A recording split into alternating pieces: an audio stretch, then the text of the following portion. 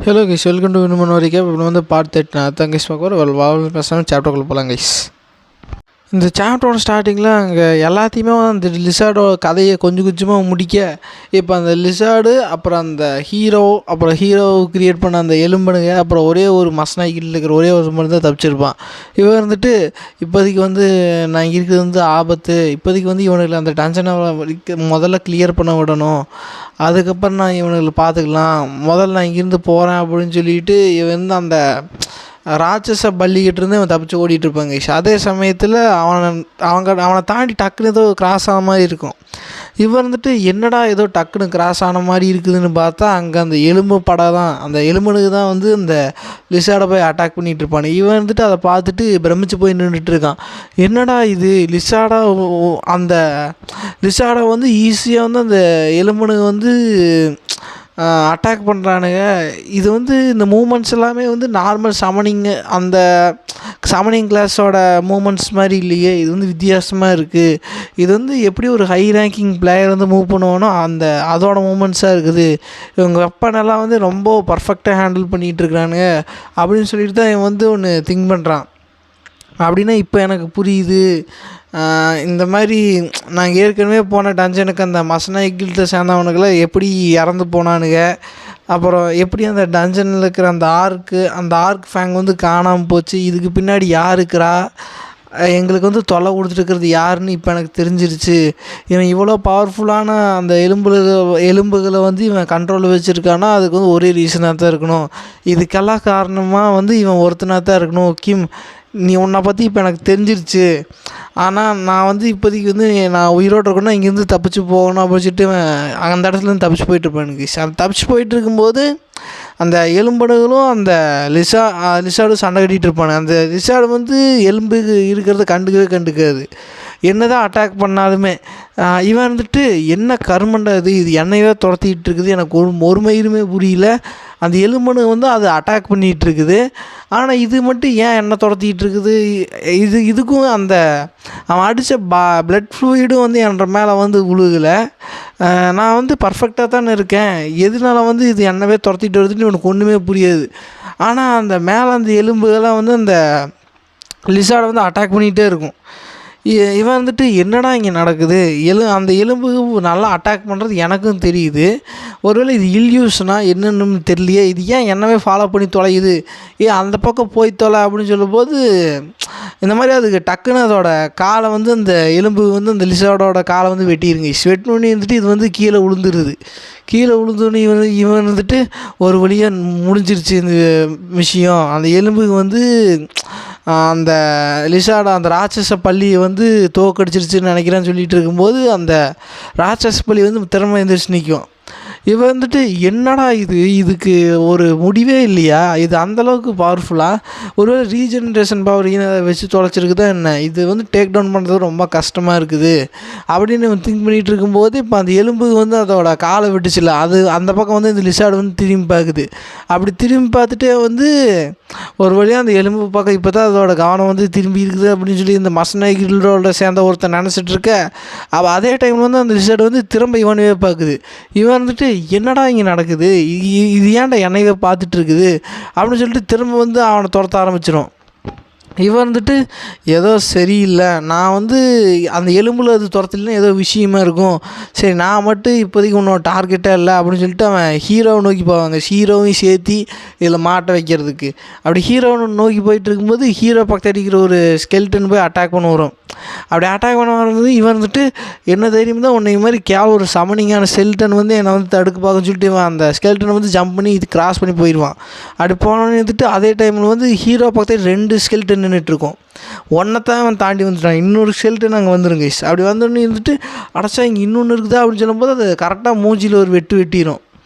இவனுக்கு வந்து அந்த கரெக்டாக அந்த மாஸ்க்கு அது எல்லாமே டேமேஜ், மாஸ்க் மட்டும் 2ஆக பிஞ்சு இவன் மூஞ்சி இப்போ தான் இங்கே தெரியும்.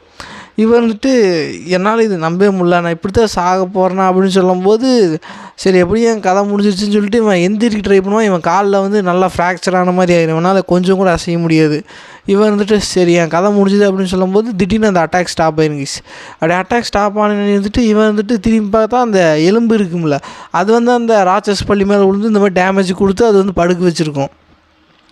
அப்படி படுக்க வச்சோன்னே இருந்துட்டு நீ வந்து ரொம்ப நான் உனக்கு வந்து கடமைப்பட்டிருக்கேன் அப்படின்னு சொல்லி ஹீரோ சொல்லிட்டு இருப்பாங்க. ஏன்னா வந்து நீ தான் வந்து அதை வந்து டிஸ்ட்ராக்ட் பண்ணி என்னோடய எலும்பு சோல்ஜர்ஸுகளை வந்து ஈஸியாக தோக்கடிக்கிறது வந்து நீக்கி ஒரு ரீசன் தான், ஆனால் உனக்கு நான் ரொம்ப கடமைப்பட்டிருக்கேன்டா அப்படின்னு ஹீரோ சொல்ல, அதுக்கு அவன் வந்துட்டு சரி சரி இரு நம்ம வந்து பேசி தீர்த்துக்கலாம், உனக்கு என்ன வேணும், பணமா இல்லை ஏதாவது வேல்யூமான ஐட்டமா இல்லை ஏதாவது இன்ஃபர்மேஷன் வேணுமா, எது வந்தாலும் நம்ம பேசி அதை ட்ரேடு பண்ணிக்கலாம், நீ வந்து தேவையில்லாமல் வந்து என்னை கொல்லாத அப்படின்னு சொல்லும்போது அதுக்கு அவன் வந்துட்டு நான் உன்னை கொல்ல போகிறேன்னு சொல்லவே கிடையாது, உன்னை கொல்றது வந்து நான் கிடையாது, உன் பின்னாடி பாரு அவன் தான் அப்படின்னு சொல்லும்போது அந்த பள்ளி மடி எந்திரிச்சிருங்க கைஸ். அப்படி எந்திரிச்சோன்னே ஹீரோ வந்துட்டு இந்த மாதிரி பள்ளிகளுக்கு வந்து கண் இருக்கிற மாதிரி தெரிஞ்சில அதுக்கு வந்து ஒரு என்ன சொல்கிறது ஒரு மாதிரி ஹார்ட்டாக இருக்கிற சூடாக என்ன இருக்குதோ அதை தான் அது வந்து அதை உணர்ந்துட்டு அந்த இலக்கத்தை அது வந்து தாக்கும். இப்போதைக்கு மனுஷனோட சதை அவனெல்லாம் வந்து மற்ற இதை பொறுத்த வரைக்கும் அவன் வந்து உடம்புல எப்போவுமே ஹீட் இருந்துக்கிட்டே இருக்கும், அதனால் அதோட ஐஸ் வந்து ஒரு ரேடியேஷன் மாதிரி வந்து ரியாக்ட் ஆகி அது வந்து உன்னையே தான் கொண்டுக்கிட்டு இருக்கும், நீ சாகிற வரைக்கும் அது விடாது, இப்போதைக்கு அதோட கண்ணுக்கு நீ மட்டும்தான் தெரியும் அப்படின்னு சொல்லிட்டு ஹீரோ சொல்லிகிட்டு இருப்பார். இது வந்து ஹீரோவோட பாஸ்ட் லைஃப்பில் வந்து ஒருத்தங்க வந்து ஹீரோவுக்கு வந்து இந்த மெத்தட் சொல்லி கொடுத்துருப்பாங்க. ஹீரோவோட சோல்ஜர்ஸ் எல்லாம் எலும்புங்காட்டி வந்து ஹீரோ வந்து இப்போது அசால்ட்டாக வந்து அங்கே நின்றுட்டுருப்பார். இப்போ அப்படியே அவன் கதை முடிஞ்சதுக்கப்புறம் இப்போ சீனங்கட்டை கேட்டுக்கு வெளியில் காட்டுறாங்க. கேட்டுக்கு வெளியில் வந்து இந்த மாதிரி நியூஸில் வந்து அனௌன்ஸ் பண்ணிட்டு இருக்கிறாங்க, இந்த மாதிரி புதுசாக ஒரு A+ டஞ்சன் வந்துருக்குது, இதை வந்து கிளியர் பண்ணுறது யார் அப்படின்னு சொல்லி பப்ளிக்கும் இந்த நியூஸும் பேசிக்கிட்டு இருக்க, அதுக்கு வந்து இந்த ஃபினாக்ஸ் கில்டை வந்து நாங்கள் வந்து இதை கிளியர் பண்ணுறோம் அப்படின்னு சொல்லி இவனுக்கு முன்னாடி வருவானுங்க. ஆனால் அவனுக்கு முன்னாடி வர்றது வந்து இந்த பீப்புள் வந்து வேண்டாம், இவனுக்கு ரொம்ப நட்டு வரிசையான கில்டு, இவனுக்கு வந்து சரியில்லை அப்படின்னு சொல்லி பீப்புள்ஸ் எல்லாம் வந்து இவனு முதுகுக்கு பின்னாடி பேசிகிட்டு இருப்பானுங்க. முதுகுக்கு பின்னாடி இல்லை, டேரெக்டாகவே இந்த நியூஸ்லேயே வந்து சொல்லிக்கிட்டு இருக்கிறது, அப்புறம் இணையதளங்களெல்லாம் வந்து கமெண்ட் பண்ணுறது இந்த மாதிரி ஃபினாக்ஸ் கில்டு வேண்டாம் அப்படின்னு சொல்லிட்டு, அதுக்கப்புறம் வந்து இந்த ஹோலி நைட் கில்டில் ஒரு ரெட் கலர் ஹேர் ஒரு தீர்ப்பா இல்லை அவள் வந்து இருந்துட்டு இந்த மாதிரி ஸ்பீச் கொடுக்குறா, இந்த மாதிரி வந்து நாங்கள் வந்து இதை வந்து கிளியர் பண்ணுறோம் இந்த டஞ்சனை, இது வந்து ரொம்ப நைட் மேரான டஞ்சன், ஆனால் இதுக்கான ப்ரிப்பரேஷனுக்கு வந்து எங்களுக்கு கொஞ்சம் டைம் தேவைப்படும் அப்படின்னு சொல்லி இவன் அனௌன்ஸ் பண்ணிவிட்டு போயிடுவா. இவன் போனதுக்கப்புறம் அதான் அந்த ஹோலி நைட் வந்து ரொம்ப நல்ல மாதிரி மக்கள் நடித்து வச்சுக்கிறானே, மக்களெல்லாம் வந்துட்டு ஒரு வேளை நல்ல வேலைப்பா இந்த மாதிரி ஹோலி நைட் கில்டு வந்துருச்சு அப்படின்னு சொல்லி அவனுக்கெல்லாம் சொல்லி ஒரு மாதிரி ஹாப்பி ஆகிட்டு இருக்க. அதுக்கப்புறம் இப்போ சீனங்கட்டை அந்த ஃபினாக்ஸ் கில்ட் லீடரும் டென்ஷன் ஆகிட்டு இருப்பான். இவனுக்கு பெரிய பிடிங்கி மாதிரி வந்து நம்மளை வந்து இவ்வளோ கேவலமாக நடத்துகிறானுங்க, இவனுங்களை அப்புறமேல நான் கவனிச்சுக்கிறேன்னு சொல்லிட்டு அவன் சொல்லிட்டு இருக்க. சீனங்கட்டை அந்த மொட்டையும் அந்த அவன்கிட்ட போகுது. அவன் வந்துட்டு இந்த மாதிரி வந்து அவனுக்கு டிலே பண்ணிகிட்டே இருக்கிறானுங்க, இது என்ன ரீசனாக இருக்குன்னு நீ நினைக்கிற அப்படின்னு சொல்லும்போது அதுக்கு ஆப்போசிட்டில் இருக்கிறவன்ட்டு எனக்கு தெரில பாஸ், எனக்கு வந்து அந்தளவுக்கு மூளை கிடையாது, நீங்களே சொல்லுங்கள் அப்படின்னு சொல்லும்போது அவன் வந்துட்டு இந்த மாதிரி அவங்க இன்டென்ஷனலாக வந்து அவங்க வந்து போகிற அந்த டஞ்சனோட டைம் வந்து அதிகப்படுத்தினாங்கன்னா இது வந்து ரொம்ப நைட் மேரான டஞ்சன் வந்து பீப்புள் வந்து நம்ப ஆரம்பிப்பாங்க. அப்போ நிறைய கிளான்ஸ் வரும், நிறைய கில்ட்ஸ் வரும், வெளிநாட்டில் இருக்கிற கண்ட்ரிஸ் எல்லாமே வந்து இந்த டஞ்சனை கிளியர் பண்ணுறதுக்கு ஹெல்ப் கேட்டு ஒரு நெகோசியேஷன் மூலமாக வந்து வர வைப்பாங்க. அப்படி வர வச்சதுக்கப்புறம் வந்து இந்த ஹோலி நைட் கில்டு சேர்ந்தவங்க வந்து இந்த டஞ்சனை வந்து கிளியர் பண்ணிவிட்டு இவன் தான் பெரிய பிடிங்கி மாதிரி காட்ட போகிறான், இது மூலமாக வந்து அவனுக்கு அதில் கிடைக்கிற ரிவார்ட்ஸும் அவனுக்கு போயிடும், அதுக்கான கான்ட்ரிபியூஷனும் அவனுக்கு போயிடும், அது மட்டும் இல்லாமல் இவனும் ரொம்ப ஃபேமஸ் ஆயிடுவான். இவன் சரியில்லை, இவன் ஏதோ வேணுன்னே வந்து இந்த மாதிரி ஒரு சுச்சுவேஷனை க்ரியேட் பண்ணி அது மூலமாக இவன் பெரிய ஒரு காய் நகரத்துக்கு பார்த்துட்டு இருக்கிறான் இந்த ஹோலி நைட் கில்டு அப்படின்னு சொல்லி சொல்லிட்டு இருப்பாங்க. அப்படி சொல்லிகிட்டு இருக்கும்போது இருந்துட்டு ஹீரோ வந்து இப்போது அந்த டென்ஷனுக்குள்ளே காட்டுறாங்க. ஹீரோ வந்து அவனை போட்டு தள்ளிட்டு ஓ நீ செத்துட்டியா, சரி இப்போ வந்து உனக்கு நம்ம கான்வர்சேஷன் பண்ணிக்கலாம்னு சொல்லிட்டு ஹீரோ வந்துட்டு அந்த ஐஸ் ஆஃப் ஆனிபஸ்ங்கிற அந்த ஸ்கில்லை யூஸ் பண்ணுறாரு. அப்படி யூஸ் பண்ணதுக்கப்புறம் அங்கே என்ன நடக்குது அப்படின்னு நமக்கு காட்டிக்கல. அப்படி காட்டினதுக்கப்புறம் இப்போ கேட் விட்டு வெளியில் வர்றாரு. வந்தோடனே வந்துட்டு அந்த அத்தாரிட்டியில் அந்த ஏஜென்ட் இருப்பான், அவன் வந்துட்டு சார் இந்த மாதிரி நீங்கள் மட்டும் தான் வந்துருக்கீங்க, மற்றவங்களாம் என்ன ஆச்சு அப்படின்னு சொல்லும்போது ஹீரோ வந்துட்டு எனக்கு தெரில, நான் மட்டும் தான் உயிரோடு போச்சா அப்படின்னு சொல்லும்போது அதுக்கு அவன் வந்துட்டு சார் ஏதாவது சொல்லிட்டு போங்க சார், நான் இந்த மாதிரி வந்து இந்த கில்டுக்கு வந்து ரிப்போர்ட் பண்ணேன் அப்படின்னு சொல்லும்போது ஹீரோ வந்துட்டு இந்த மாதிரி லிசார்டு வந்து அவங்க எல்லாத்தோட ஸ்ட்ராங்காக இருந்துச்சு, அதனால் நான் வந்து அவனை அதை போட்டு தள்ளிட்டேன், மற்றவங்களாம் வந்து இதுக்கு வந்து பெயிட்டாக வந்து உயிரை சாக்ரிஃபைஸ் பண்ணிட்டாங்கன்னு சொல்லி எழுதிக்கிடா அப்படின்னு சொல்லிட்டு ஹீரோ உள்ளே போயிடுவார். உள்ளே போயிட்டு ஒரு அவராகவே ஒரு கால் வராதுக்கு முன்னாடியே கால் பேசுகிற மாதிரி வந்து பேசுகிறாரு. ஆமாம் பாஸ் நீங்கள் சொன்னது வந்து நடந்துருச்சு அப்படின்னு சொல்லி பினாக்ஸ் ஸ்கில் லீடர்கிட்ட வந்து இவன் பேசுகிற மாதிரி பேசுகிறான். ஆனால் ஆக்சுவலாக அங்கே வந்து ஃபோனில் யாருமே இருக்க மாட்டாங்க. இந்த மாதிரி இதுக்காக பின்னாடிக்கிறதுலாம் அந்த ஹோலி நைட் கில்டு தான். இதுக்கு காரணமாக்குறது தான் அந்த ஸ்வார்ட்ஸ்மேன்ஷிப் தான். அவனுக்கு வந்து எமட்டா ஃபேக்ஷன் ஒன்று வச்சுருக்கிறானுங்க. அவனுக்கு இந்த ஸ்கல் கில்டு அப்போ இந்த ஹோலி நைட் கில்டு எல்லாத்து கூடயும் சேர்த்து கொலாபரேட் பண்ணிவிட்டு இந்த மாதிரி வேலைத்தனம் பண்ணிகிட்டு இருக்கானுங்க. அவனுக்கு தான் இதுக்கு பின்னாடி காரணம். நீங்கள் சொன்ன மாதிரி நான் கண்டுபிடிச்சிட்டேன் பாஸ் அப்படின்னு நான் சொல்லிகிட்டு இருப்பான். அப்படி சொல்லிவிட்டு கட் பண்ணிவிட்டு ஹீரோ வந்து டோரை விட்டு வெளியில் வரும்போது அந்த ஐஸ் ஆஃப் ஆனிபஸுங்கிற அந்த ஸ்கில்லை யூஸ் பண்ணி அவர் பார்த்துருப்பார் கைஸ். இந்த மாதிரி வந்து சேஃப்டிக்காக வந்து இந்த சிசிடிவி பக்கு மாதிரி ஒன்று நாங்கள் வந்து ஃபிக்ஸ் பண்ண போகிறோம், எதுவும் உன்னோட சேஃப்டிக்கு தான் அப்படின்னு சொல்லி அதை ஃபிக்ஸ் பண்ணியிருப்பாங்க. அந்த பக்கு முன்னாடி தான் ஹீரோ வந்து பேசியிருப்பார். அதுக்கப்புறம் வெளியில் வரும்போது உண்மையாகவே அந்த ஃபினாக்ஸ் ஸ்கில்லை கூப்பிட்டு இந்த மாதிரி கேட்டுட்ருக்கான், இந்த மாதிரிலாம் ஆச்சு பாய்ஸ், இதுக்கு பின்னாடியெல்லாம் அந்த ஸ்வாட் மாஸ்டர் தான் இருக்கான் அப்படின்னு சொல்லிட்டு இருக்கும்போது இப்போ ஹீரோ அங்கேருந்து வேறு ஒரு இடத்துக்கு போகிறார் கைஸ்.